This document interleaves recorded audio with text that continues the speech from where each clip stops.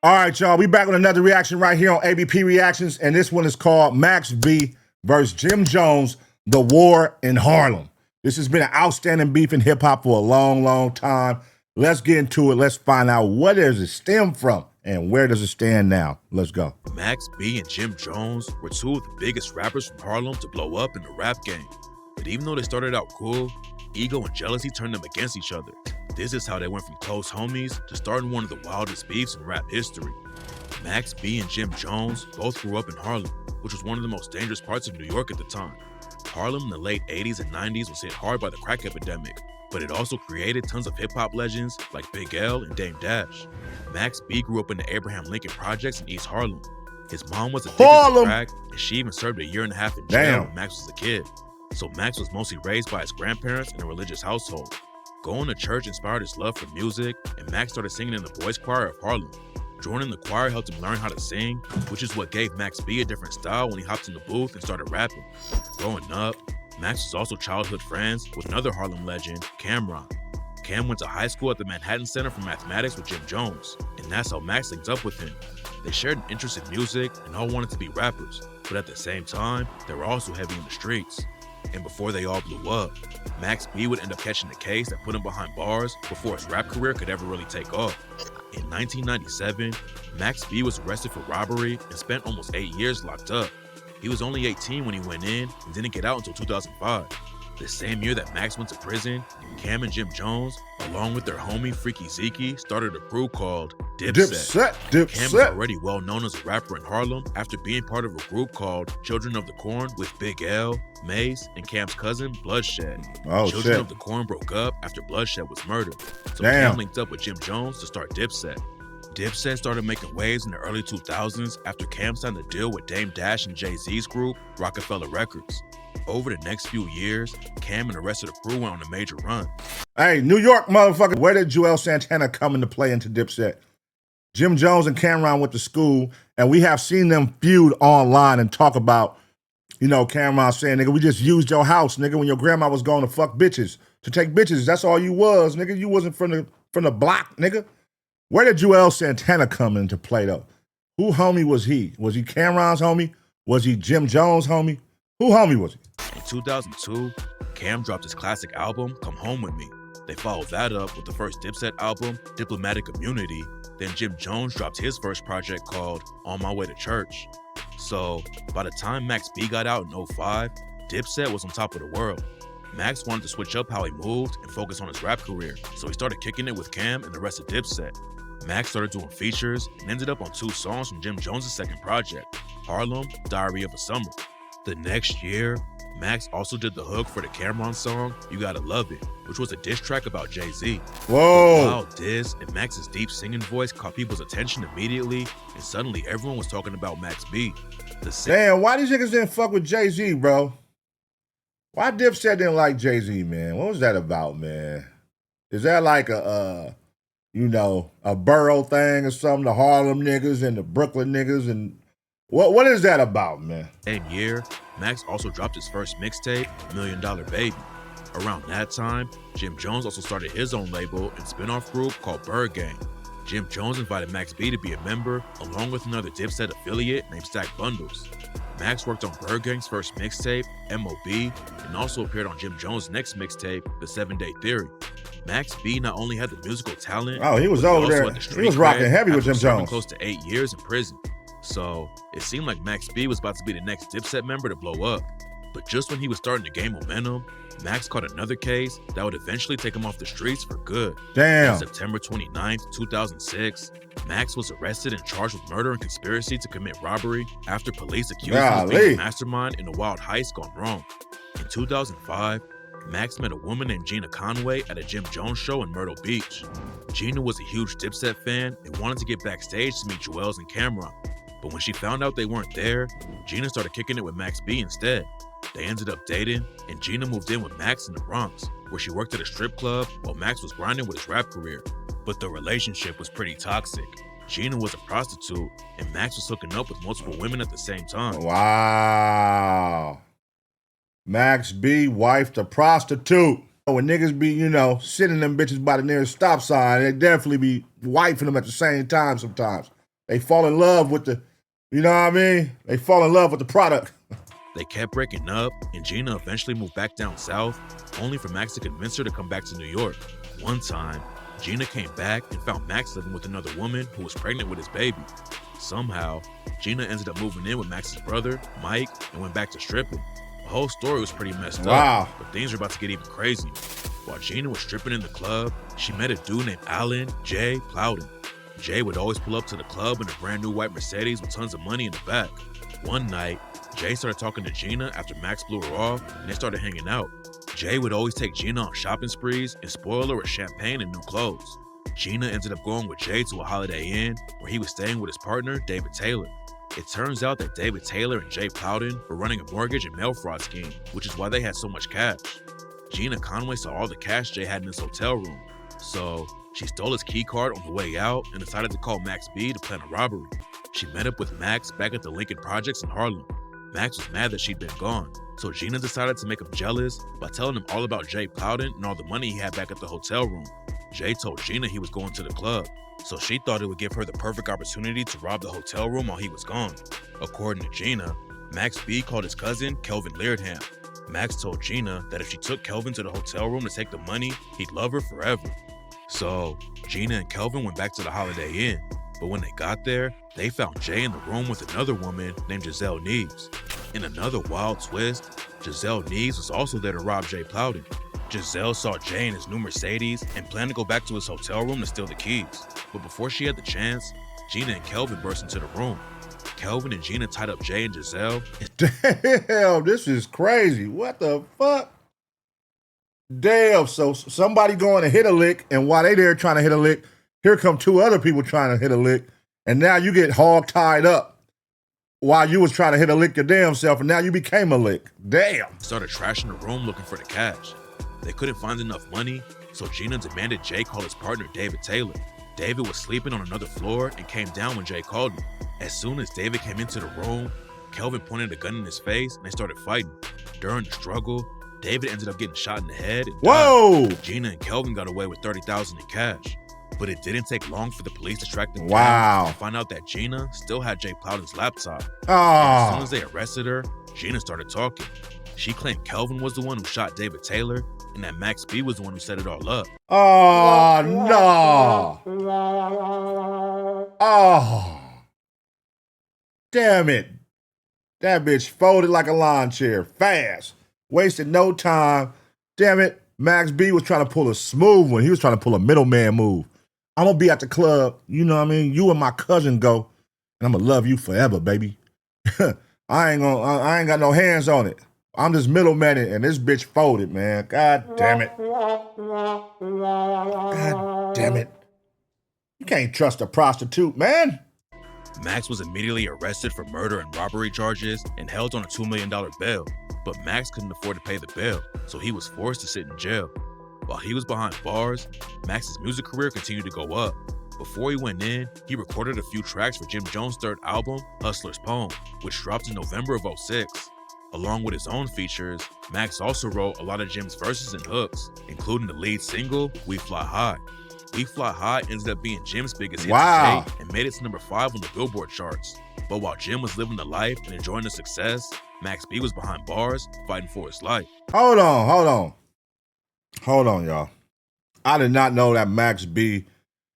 See, when you say somebody wrote a record, you know, we automatically assume the whole record. Did Max B just write the hook? I don't think he wrote the whole record. No way. He probably wrote the hook. We fly high, no lie, you know it's ballin'. I can see Max B doing a hook. I don't think he wrote the whole record. Correct me if I'm wrong. He wrote the hook, not the whole record. Let me know in the chat. Let me know in the comment section. That's where the beef between Max B and Jim Jones really began. Max started doing interviews from jail where he dished Jim for letting him sit in jail. Max claimed that he not only wrote We Fly High, but that he also wrote all of Jim's most popular songs since they first met. Max B also said that Jim Jones owed him credit for all his success and wouldn't even help pay his bail. Jim later brushed it off in interviews and claimed that Max was over-exaggerating about how much he wrote. While he was locked up, Max B kept feeding the streets and dropped 2 more mixtapes, Public Domain, $1 Million Baby Radio, and Public Domain 2, The Rise of the Silver Surfer. A few months went by, and Max's bail ended up getting dropped to $90,000. That's when Jim Jones came to Max B and offered him a new record deal where Max could use the advance to pay his bail and get out. But the new deal was pretty bad for Max and required him to sign over all his publishing to Jim. Max didn't want to sign the deal, but he also didn't have much of a choice if he wanted to post bail. So Max took the deal and ended up getting out after spending 10 months locked up. But when Max B got out, his relationship with Jim didn't get any better. Max was still mad that he was forced into signing a bad deal just to get his freedom back and blamed Jim Jones for taking advantage of him when he was at his lowest point. Not only was he fighting for his life, but about a month before his release, Max B lost his close homie and fellow ByrdGang member, Stack Bundles. On June 11, 2007, Stack Bundles was shot and killed in the lobby of the Redfern houses in Far Rockaway, Queens. Max B and Stack Bundles were close right up to his death, and it really affected Max. Jim Jones was working on a new album and wanted Max B to write for him again so he could get another hit, but Max wasn't feeling it and refused to work with Jim. Oh, now this is starting to make sense to me where this beef, what kicked off the beef. I always wondered, why was Max B and Jim Jones beefing? I remember them being cool, but I never got the background on why they beefed. But now this is definitely making sense. At the same time, Max B is a fuck up. We can all agree there, right? Look at this nigga just constantly getting arrested, constantly blowing off opportunities because he's 1 foot in, 1 foot out. 1 foot in, he's not really making money like he should be. And I don't think Jim Jones was necessarily, sometimes you get a hit record, but you got to wait for that money to come. It don't just come right when the song take off. That should be coming, nigga, 6 months, a year from now. You never know who all you got to owe, what type of deal the artist is in. All that shit plays a major part. But I know how Max B could be looking at it like, nigga, I'm sitting in jail. You ain't helping me. You got a hot song that I wrote. Nigga, help me, nigga. And then when you do help me, you give me a fucked up deal to get out. So I can see what fueled this beef right here. Okay, got it. Even though he was signed to him, there were also rumors that Jim had a falling out with Cameron and Dipset had broken up, so Max had no reason to be cool with Jim anymore. So Max B distanced himself from Dipset and started his own crew called Gang Green. Around the same time, Max also started hanging out with another New York rapper who had beef with Jim Jones named French Montana. French Montana had a major buzz in New York at the time with his Cocaine City DVD series. French and Max B knew some people in common, but they could never work together before Max got locked up because of Max's affiliations with Jim Jones and the ByrdGang. According to French Montana, his problem started after Jim Jones lied about having him set up. In 2003, French Montana was leaving a recording studio when he got into a shootout that ended with him getting shot in the head. Montana later admitted that someone in his inner circle had set him up and Jim Jones had nothing to do with it. The person that got me shot drove me to the hospital. So the greatest threat is always from the inside. But French Montana claims that Jim started going around telling everyone he was involved in a situation just to help his street cred. Montana clapped back with footage of Jim and the rest of Dipset getting jumped in one of his Cocaine City DVDs. Then while Dipset was on tour with Bad Boy Records, Jim Jones got into an altercation with one of Biggie Small's homies, C Gutta. Jim and C Gutta kept running into each other and getting into small fights, but eventually it led to a massive brawl at Rucker Park in Harlem between Dipset and Junior Mafia. Who won? There was footage of Jim Jones and the rest of Dipset getting beat up and run out of Rucker Park. They got their ass beat. So French Montana used the footage in Cocaine City, Volume 4, to get back at Jim, which is what first started their beef. When Max B officially left ByrdGang and linked up with French Montana, they both started taking shots at Jim Jones together. I remember this era right here. They was going crazy. This was like World Star Hip Hop days too. They was going crazy together. Max B, I thought they was like best friends. I ain't gonna lie. They was going hard. Around the same time, Max B dropped a mixtape called Public Domain 3, where he dissed Jim Jones and the rest of Dipset. The cover showed Max B in a graveyard, surrounded by tombstones that said, "Here lies Millie Jim Jones," and "Here lies Vanilli Joel Santana." Milli Vanilli was a pop group from the 90s who got exposed for lip-syncing other people's music. So Max was taking shots at Jim Jones and Joel's for stealing songs from him and other members of ByrdGang and trying to pretend like it was their own. There was also a song on the mixtape called Lip Sing, where Max B took shots at Jim and Joel's rapping, "I told them bitches, come and see me. They be acting like it ain't nothing. I know them niggas need me. I was giving them the loot, but them niggas done blew it. Max B and French Montana would also go back and forth with Jim in interviews and videos uploaded to WorldStar. But Jim wasn't the only target. Max also started going after Jim's wife, Wow. Chrissy Lampkin, and claimed that she gave him head by the pool in Miami. Niggas is dirty, girl. Damn. Okay. So this is starting to make sense even more because I saw recently on Jim Jones and Dave East and Mano podcast, Mano asked him, you know, Max B about to get out. Can y'all squash the beef? And Jim Jones was like, hell no. This is a real beef right here. This ain't like no simple shit. This has got years and money behind it, shootings, fights, all that. Yeah, nah, it's going to be hard to let this one go, buddy. To add to the disrespect, Max even made a song called She Touched It in Miami, where he remixed the Jim Jones song, Summer with Miami, and brags about hooking up with his wife, rapping, she sucked it in Miami, while Big Avell hit it from the back in her fanny. Gangrene family, riding on these bitch niggas, empty up the clip, click clack, hit niggas. Gotti spit bricks, nigga, peel uncut raw. Pussies talking reckless, but they don't really want a war. Nigga ain't worth my time, so I'm getting at your whore. Dipset affiliate Hell Rel also got dragged into the beat. Max B and French Montana made a video that got uploaded to WorldStar where they went in on Hell Rel for being ugly. Some don't mean that. It feel good. Nigga, the doctor smacked your mother when you was born, nigga. You're so ugly. What you talking about? Hell Rel, aka Oh man, I gotta see this. Hold on, Oh man. AKA Hell No.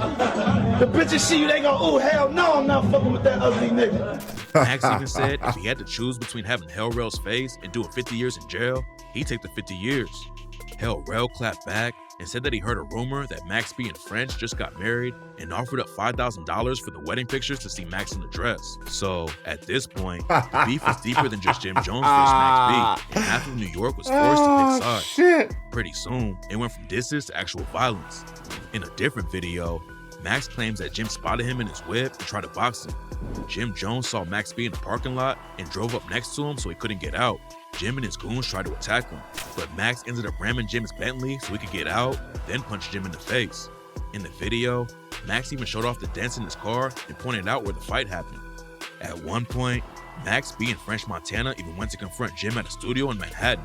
They were rolling deep with a huge crew, but ended up getting stopped in the lobby.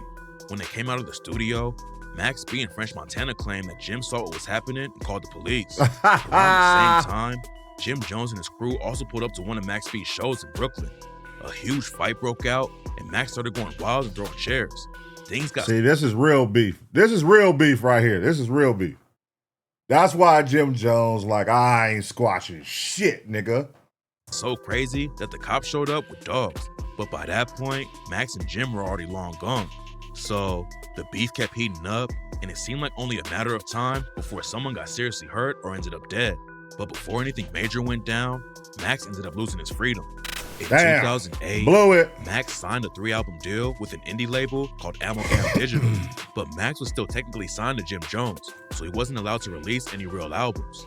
Max still kept it pushing and dropped mixtapes like Coke Wave and Quarantine. Max was also working on his first album or trying to get out of his contract with Jim. But in June 2009, Max was finally sentenced for the robbery and murder of David Taylor. Max B's ex-girlfriend, Gina Conway, had already pled guilty to armed robbery and manslaughter and agreed to testify against Max and Kelvin Lairdham. Oh, god damn it. Not only did she snitch to get this nigga hit in the first place, she tucked the motherfucking stand on his ass. The prostitute that came to see Cameron and Jim Jones, but they wasn't there, so she fucked with Max B and he ended up wifing her, came back to bite him in the end. Let that be a lesson, man. What's meant for you is meant for you, and what's not meant for you is not meant for you. She blames it all on them and said Max had planned the whole thing and that Kelvin was the one who pulled the trigger and killed David Taylor. Max and Kelvin were both found guilty of 9 out of the 11 charges, including felony murder. So even though Max wasn't at the crime scene when the murder happened, he was sentenced to 75 years, Wow. while Kelvin Lairdham was given life plus 35 years. It seemed like everything was over for Max B, but his beef with Jim Jones still didn't end there. Max B won a lawsuit where a judge ruled that Jim Jones no longer had control over Max's music career. So Max was finally able to drop an album. Max B's first studio album, Vigilante Season, finally dropped in March 2011 on Amalgam Digital. Max also scored another win in court after a judge granted him an appeal for his charges, which included a new lawyer and a new trial. In 2013, Max gave an interview from jail where he explained exactly where his beef with Jim Jones all started. Max said that ByrdGang had a seniority system that was inspired by Dipset. Cameron was the leader of Dipset, so Jim Jones and Jewels were under Cam. So when Jim Jones started ByrdGang, he decided he was the boss and that Max B and the rest of the crew were his workers. Instead of running it like a real crew, Jim Jones wanted everyone else to work for him. Employees. Max felt like he was bringing too much to the table to be treated like that. Max wrote Jim's biggest hit, We Fly High, and a lot of his other popular songs, but Max wasn't getting a fair cut of the profits. Max even claims that when they did shows, Jim Jones would only pay him $300, even though Jim was easily making 10 to 15 racks. Oh, come on, Jim Jones. Wait. It all depends, though. Was you part of the set? Because I ain't got to pay you if you ain't part of the set. Now, if you just a homie and you pulling up on your own, you know what I'm saying? You pulling up like, hey, I'm coming to your show tonight, and you just on stage hanging out, I'm not paying you for that, fool. Now, if I'm saying, hey, I'm finna go do this set, I need you to come out and do 2-3 songs each night that we go do this shit, whatever, for sure I'm gonna pay you. Now, if that's the case, and he only giving them $300 out of $15,000, that's crazy. Especially if this is a nigga that's helping write all your hit records and he part of your crew. And yeah, I could listen, it's making sense now.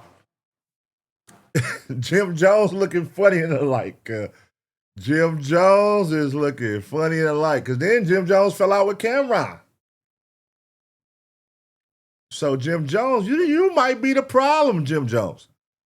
All this time, I'm thinking Max B was just a hater or something. No. On top of that, Jim had a lot of beef in different cities, which Max got dragged into. Jim's ops would come to shows and throw chairs on stage trying to start drama. Max had to stand up to all the goons and ops only for $300. When Max got locked up for the murder, he realized his buzz was going up. But when he came home, Jim still wasn't showing Max any respect. So Max B decided that if Jim wasn't gonna help put him on, he'd have to capitalize on the buzz in a different way, by starting a beef. Max knew rap fans would love it, so he started dissing his former homie. The move worked, and the beef with Jim Jones made him more popular than ever. But while he was locked up, Max was more focused on fighting for his freedom than on continuing the beef with Jim. At first, his appeal was denied, but in 2016, Max caught a lucky break and had his sentence reduced. Max B's legal team argued that his original lawyer, a dude named Gerald Saluti, had a clear conflict of interest when he represented Max in court. Gerald was not only Max's lawyer, but he was also his manager and entertainment lawyer. Max was offered a plea deal for 10 years, but his lawyer Gerald convinced Max to turn the plea deal down and take it to trial. Max B's new legal team argued that the old lawyer Gerald knew that if Max got 10 years, he'd stop making money off his career. But if Max beat the case and came home a legend, he could make Gerald, his lawyer and manager, millions. After reviewing the evidence, a judge agreed to overturn the original conviction. Max was still found guilty and sentenced to 20 years, but he was credited with time served, which meant Max could be home as early as 2025. It seems like his time locked up gave Max a whole new perspective on life. In a DJ Vlad interview from prison, Max said that his beef with Jim Jones was a long time ago and that they've all grown up and moved past it. See? Well, maybe he could be saying that because he's in jail and that's part of his conditions of release or some shit like, I don't want the people to know I'm still on my bully when I get out. So yeah, me and Jim cool. We cool, man. That's old news. We passed that. Yeah, it's over with. As soon as he get out, he gonna drop a hit him up. He gonna drop a hit him up on Jim Jones for sure. Max B gonna get out and go at Jim Jones' neck for sure. I doubt that nigga get out and don't go at that nigga. Unless Jim Jones cut that nigga a fat check while he was in jail, which I doubt. But I feel like it all stems from money.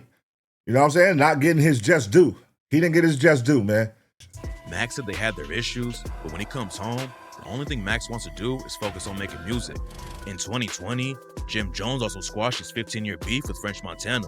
They got an IG live session together and laughed about all the crazy situations they got into over the years. Oh, Jim so they Jones squashed it. Featured on French Montana's song, Too Late, from the Coke Boys 5 album. But apparently, Jim does not have the same energy for Max B. During an interview, Jim was asked if he would ever work with Max B again. Jim immediately shut the question down. Will you work with Max B when he gets out of jail? Fuck Max B. This nigga, he didn't even let her finish, bro. Fuck Max B. Yeah, this one ain't gonna go well, y'all. Max B gonna get out and get on his ass. Now, do Max B still got it? Time will tell. Is he washed? Time will tell. But if he's the nigga that wrote Jim Jones' biggest hit, I'm sure he got something still in the arsenal that could go against Jim Jones. He got something worthy of going at Jim Jones, you know what I mean? Max got dick. Fuck out of here. Who knows if the beef between Max B and Jim Jones will ever really end? Max could finally come home in the next few years. So fans will have to wait and see if they finally put the past behind them and link up or continue going at each other's necks. All right. Going at each other's necks. Well, Max B has a date. From what I've seen on the internet, he has a date. He's being released, I believe, this year. I believe before the year is up. Am I correct? I saw that 2025 he was getting out. And I think in like the next couple of weeks, I think I even saw an update this morning where it might be like in the next couple of weeks. This week, next week, something like that. I don't know. We're going to see. We're going to see, man. But I definitely feel like the people are going to be anticipating for Max B to pick up where he left off. And I don't know. Let's see. I don't see them squashing their beef, though. I don't see them squashing their beef. And even as of last week, Mano asked Jim Jones, and Jim Jones said, no, they ain't squashing it. So that's an updated response. So we shall see. Because in the video with Max B, he said he's down to squash it. It's the past. It's behind him. But I think he was just saying that, you know, just to get the pressure off him or whatnot. But, yeah, man, that's crazy. That's crazy. Let me know what y'all think in the comment section, man. Do y'all think Max B still got what it takes? Y'all think he gonna get out with a vengeance and go crazy? Or do y'all think it's over with? He's old, he's washed, he ain't got it no more. What do y'all think, man? Because we could just look at a lot of these artists who done went to jail, who had a buzz and then got out, and it just wasn't the same, man. It just wasn't the same. But then you never know. Sometimes artists get out and they go crazy, so let me know what y'all think in the comment section, man. I'm going to give y'all 2 seconds to smash the like. And as always, get ready for the next reaction.